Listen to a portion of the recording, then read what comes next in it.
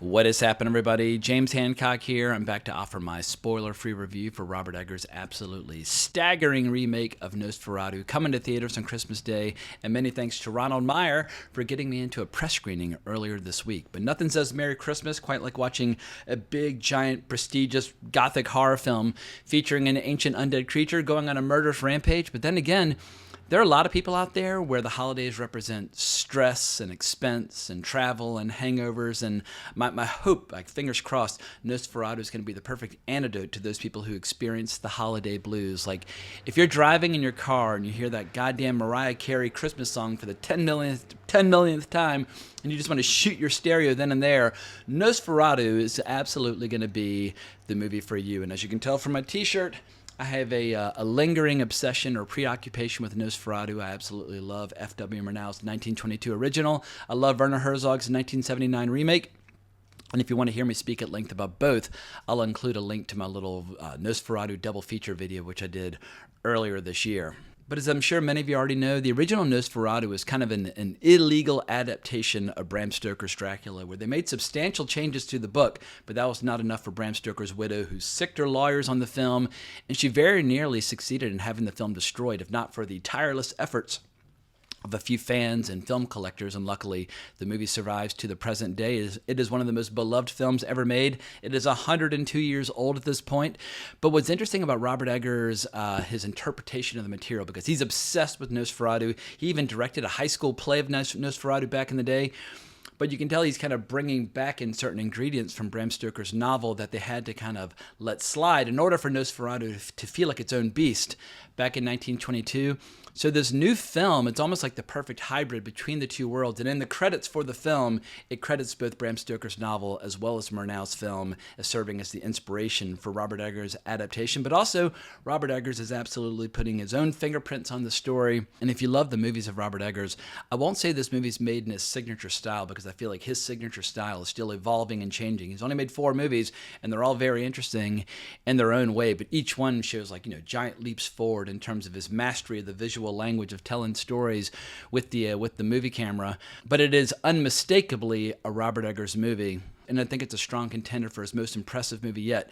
Visually, emotionally, The Witch might still get its hooks into me a little bit better, but Nosferatu offers so many other aesthetic pleasures that I think people are going to be absolutely spellbound and stunned by the experience. But here are all the vital stats related to the movie. Nosferatu is a 2024 American Gothic supernatural horror film written and directed by Robert Eggers. It is a remake of the 1922 German film with the same title, which was itself in turn based on Bram Stoker's 1897 novel Dracula. The film features an ensemble cast of prominent actors and actresses, including Bill Skarsgård, Nicholas Hoult, Lily Rose Depp, Aaron Taylor Johnson, Emma Corrin, Ralph Ineson, Simon McBurney, and Willem Dafoe, while also reuniting Eggers with the frequently collaborating cinematographer Jaron Blasch. I'm sure I'm saying that name totally wrong, but yeah, if you want to give a high five or call attention to any of the major achievements of this film, cinematographer Jaron Blasch, if I'm saying that at all correctly, their achievements cannot be overlooked. And I should also add that they set the story much earlier than previous iterations of the story, because as we see here, set in 1838 in Germany, Nosferatu follows the obsession between a haunted young woman, Ellen Hutter, and the ancient Transylvania vampire stalking her, Count Orlok, leading to untold horror. Well, it's not untold horror, because it's now been told by Robert Eggers, been told very, very well. But due to the period in which the story takes place, and also due to the style that is employed to tell the story, I think a lot of younger horror fans are going to be absolutely knocked sideways, where they're going to feel like they've never seen anything quite like it, because gothic romance and gothic horror have been horribly neglected by the movie biz in recent years. I mean, if you like fiction, you can definitely find those kinds of stories, but it's a weird thing where you would think, oh, well, the movie's going to feel stagey and old-fashioned, but it's anything but. I guess, how can I say this?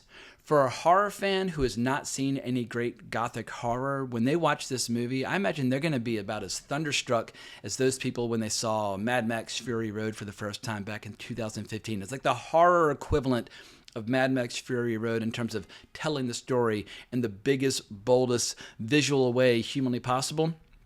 And these days, we just see so many shows and movies where it's got flat lighting, or it's kind of gray and washed out, or it's staged in an uninteresting way. You get the sense that with this movie, like with every single frame of film, Robert Eggers is trying to stimulate your palate and just give you as much aesthetic enrichment as humanly possible every second of the way. When it comes to cinematography and production design, they're just working hand in glove.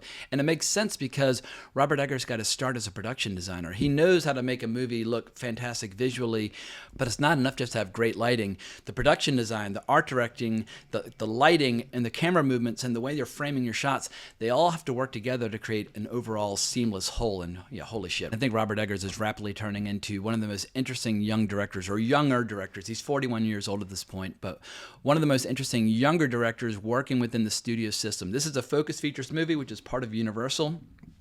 And I hope he'll continue to make movies with Universal for many years to come, because Universal, like, they recently were able to steal Christopher Nolan away from Warner Brothers, and they're obviously trying to compete very vigorously with Disney. Yeah, Universal, they're here to play very overtly and actively, throwing out a very wide net and trying to seduce many filmmakers over to their cause.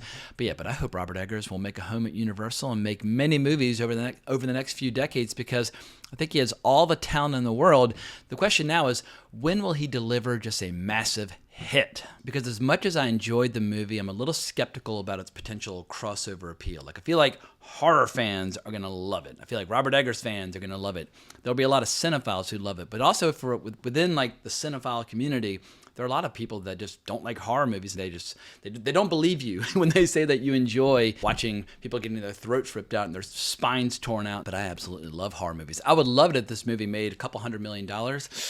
I'm just a little bit skeptical. It's a little on the long side. It's 2 hours and 12 minutes. And that doesn't sound that long, but you feel the length. It's got some methodical pacing initially because, the story takes place nearly 200 years ago, and you definitely feel the rhythms of that period as the character of Thomas, which is basically Thomas Hutter is the Nosferatu version of Jonathan Harker, because once again, they changed the names back in the day to avoid getting sued, even if they were unsuccessful. So the movie uses all the names from Nosferatu, even though it uses some details and scenes from Bram Stoker's Dracula. But initially, before all the undead mayhem really starts to unfold, you'll feel the length a little bit. And so it's not like one of those big operatic soaring movies. It's much more like, whoa, it's just kind of grim and dark and foreboding, which is good. Like the atmosphere and the style, they're like palpable. Like there's like a physical, tactile experience of watching this movie where like you really feel like you can reach out and like touch and massage all the beautiful details. And that's going to sound a little weird and a little gross, but once again, aesthetically, the film is incredibly stimulating, but it's not one of those movies where you're going to walk and be like, fuck, yeah, let's go watch that again, like right now. You'd be like, wow, I need to go have a glass of water and kind of decompress and recover. And if you follow this channel for any stretch of time, you'll know that I'm always on the hunt for, always searching for really raw, potent, uncompromised, hardcore, R-rated storytelling.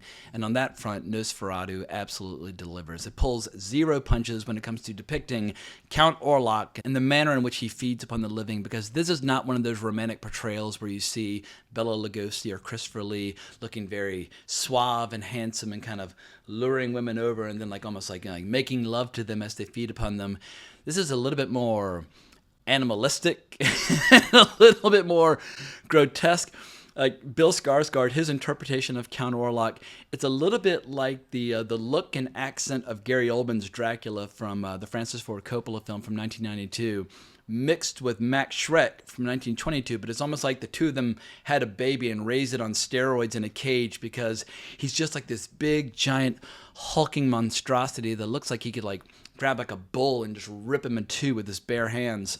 But what's even more impressive is how the world around him and the laws of physics seem to kind of twist and darken all around him. And if I had to call attention to just one ingredient that I loved most, I liked how Robert Eggers really leaned into the idea of the supernatural world spreading and warping everything within Count Orlok's reach, as it was beautifully expressed in that shot from the trailer where we see the shadow of his hand spreading out over the fictional city of Visburg, I think it's what they call it in the movie. You really get the sense that wherever Count Orlok goes, the world darkens and twists and just gets more evil all around him, bringing rats and plague and pestilence and death wherever he goes.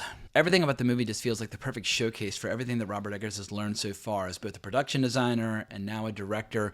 It's just one of those movies where your eyeballs are just going to constantly writhe in ecstasy. Like, I think sumptuous might be the best word to describe the visual style. Although I wouldn't necessarily describe the movie as like terrifying or scary, but it's got this like strange gothic like aesthetic pleasure as you watch Eggers create all these intoxicating images for the big screen. And perhaps I felt that way just because this style of horror has been so horribly neglected by modern film and television. But this style of horror, it's expensive to create, and there are not a lot of directors out there who have the talent or the skill or the desire to pull it off. So I'm just very thankful that we have a director like Robert Eggers out there who's going to say, I'm going to take everything from gothic romance and gothic horror and fiction from the 1800s and everything from the movies of the 1920s and 1930s that I love and adore, but he takes all those ingredients from both literature and film and he stirs them all together and makes them all feel very fresh and new and exciting again. Everything about it feels lovingly crafted, handcrafted. I'm sure there's plenty of digital trickery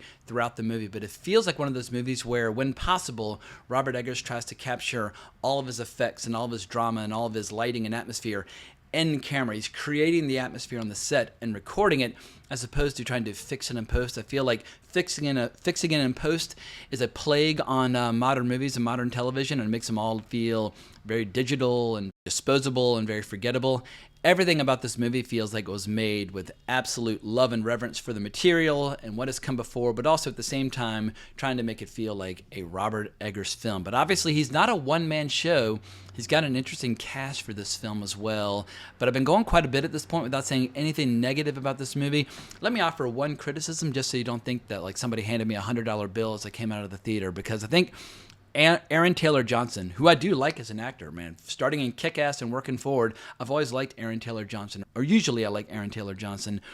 He's kind of horrible in this. Like, he's one of those actors who seems to think that because it's a period film, every scene needs to be like as like overly theatrical as humanly possible. Like, what the devil is going on here? It's like, dude, we've all heard you in movies before. Like, what is this weird? Like, you're English. Like, why are you putting on this fake accent? Because in the movie, even though it's a German story, everybody's using English accents, which, you just have to kind of roll with the punches. But I think Aaron Taylor Johnson is the Achilles heel of this movie, where every time he speaks, it's distracting and kind of takes you out of the movie.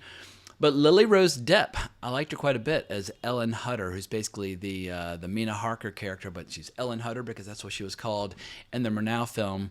But she's got this very angelic quality at times, but also this kind of like demonic quality at times.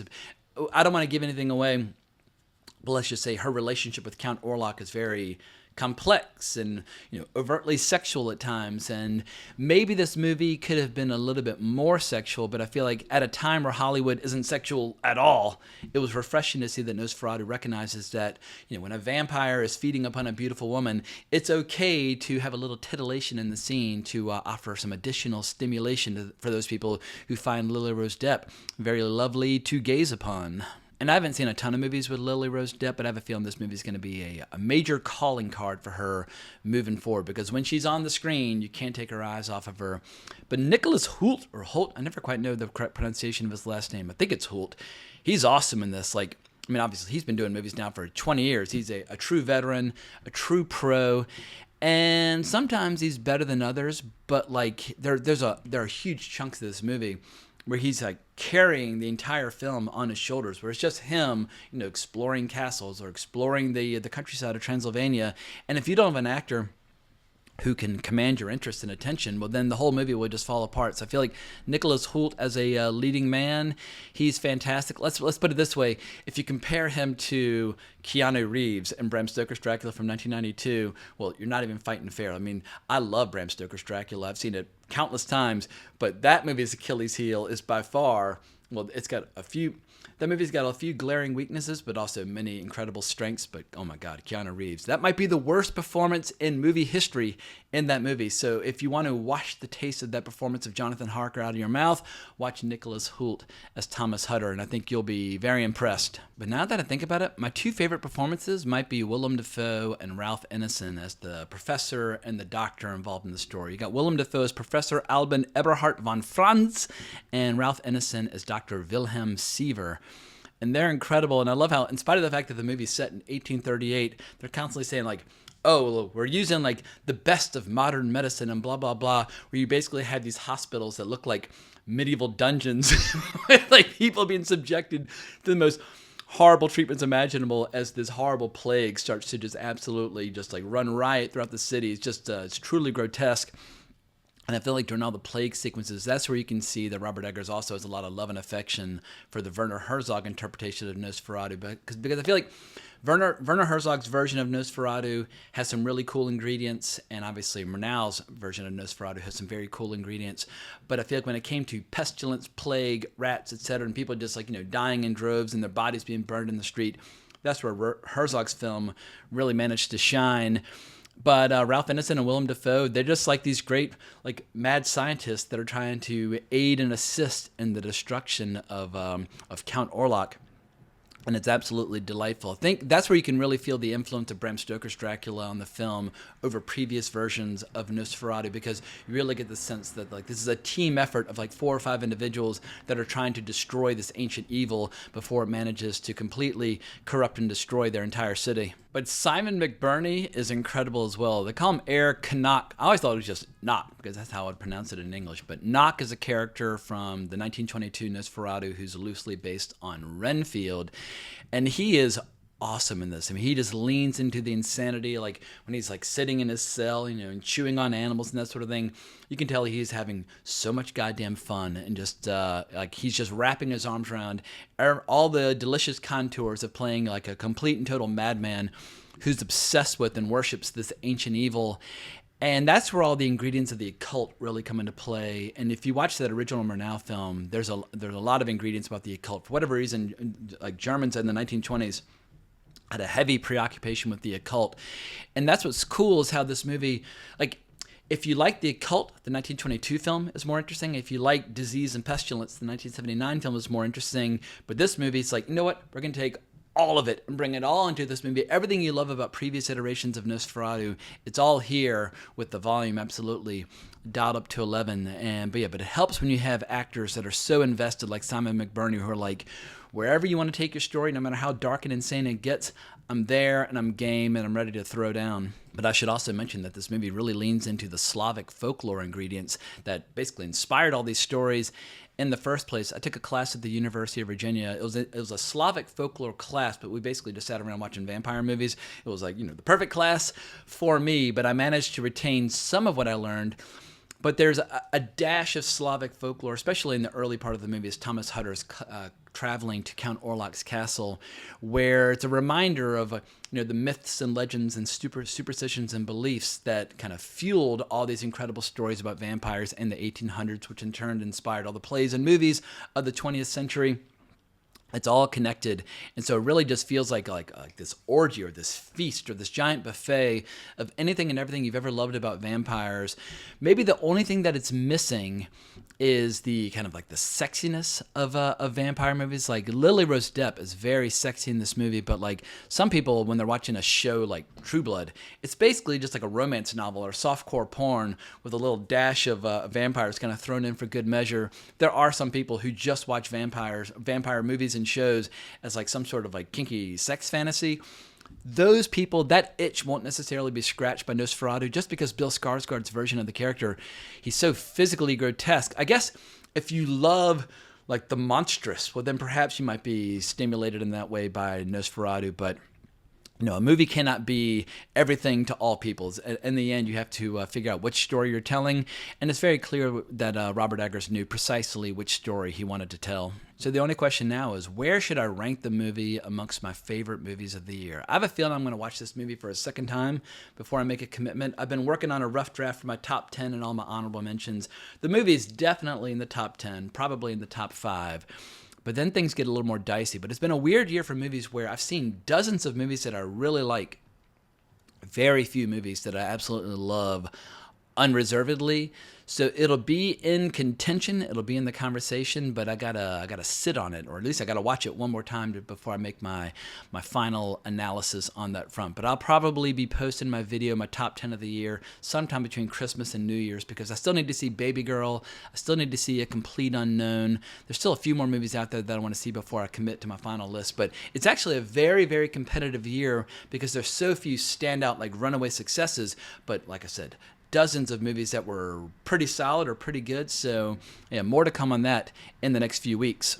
But as I've said many times before on this channel, 2024 is turning out to be a pretty incredible year within the horror genre, where no matter what kind of horror movies you like to watch, chances are you at least got one or two movies that kind of scratched your itch. But obviously we had Nosferatu, The Substance, Oddity, Terrifier 3, Longlegs, Strange Darling. I mean, those are some of my favorites just off the top of my head.